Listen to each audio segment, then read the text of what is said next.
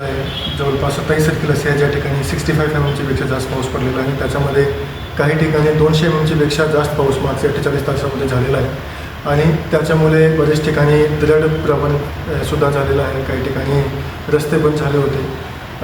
काही ठिकाणी पाणी साठल्यामुळे एक मिनी फ्लडसारखी सिच्युएशनसुद्धा काही ठिकाणी निर्माण झाली आहे. मात्र आमची सर्व ठिकाणी काम करत आहेत कोऑर्डिनेशनमध्ये आणि ज्या ठिकाणी रस्ते बंद होतात, लँडस्लाईड होतात, इमिडिएटली त्या भागाचे जे रोड्स डिपार्टमेंट आहे, पोलीस विभाग आहे, वन विभाग आहे, रेल्वे डिपार्टमेंट, जिल्हा परिषद तिथे पोहोचून ते रस्ते ओपन करत आहेत.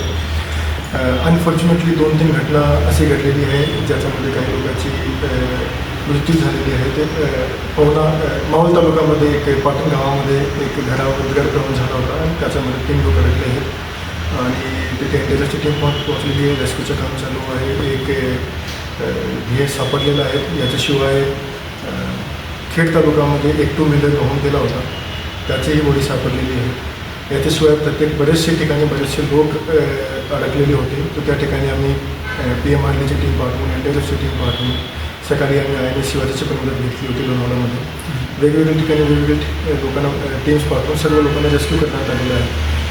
त्याच्याशिवाय आज सकाळी लोणावळ्यामध्ये काही रेलसुद्धा तिथे थांबली होती, तर तिथून लोकांनासुद्धा काढण्याचं काम पूर्ण केलं होतं.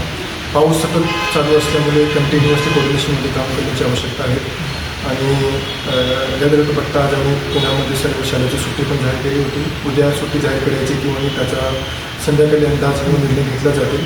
मात्र आम्ही सर्व पुणेकरांना आवाहन करू इच्छितो की आज पण रेड अलर्ट आहे आणि उद्या पण ऑरेंज अलर्ट आहे. तर हे सर्व पार्श्वभूमी बघता लोकांनी शक्यतो बाहेर पडणे टाळावा, स्वतःची काळजी घ्यावी.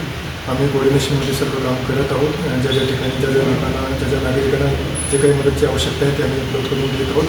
मात्र सर्व लोकांनी स्वतःची काळजी घेणे आवश्यक आहे. पेंडिंगमध्ये सकाळी 4:30-5 वाजता दरम्यान लँडस्लाईड झाला होता आणि लँडस्लाईड झाल्यामुळे कनेक्टिंग लिंकचा जे दार आहे ते दार डॅमेज झाला होता आणि तिथे ते कनेक्टिंग लँडस्लाईडचे सर्व जे राडा रोड आहे ते रस्त्यावर आला होता. तर इमिडिएटली त्या ठिकाणी MSRDCची टीम पोहोचली, नॅशनल हायवेची पोलीसचीही टीम पोहोचली आणि त्याने इमिडिएटली त्या ठिकाणी ते रस्ता परत सुरू करण्यासाठी त्याचं काम चालू केलं होतं.